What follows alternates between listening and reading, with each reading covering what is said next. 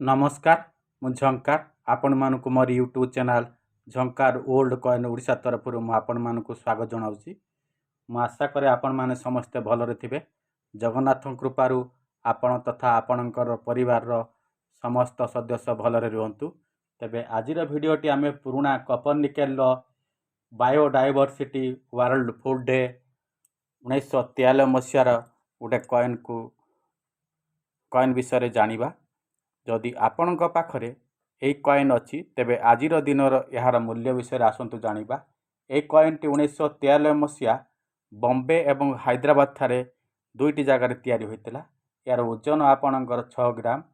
यार धातु है आपणकर तंभा एवं निकेल एवं साइज है 26 mm एवं शेप है आपणकर 11 साइडेड माने 11टी साइड थी तार।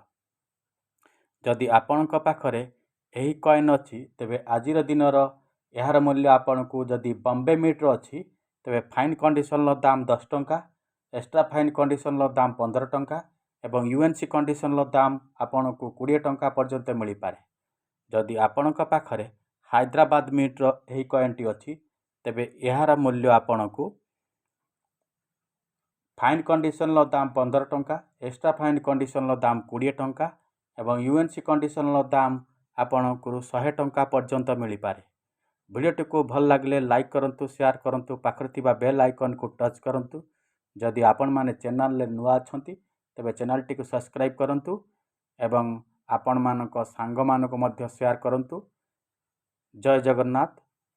मैं आशा करे आपण माने सब भलर थिबे। सर्वदा हसंतु। जय जगन्नाथ। धन्यवाद।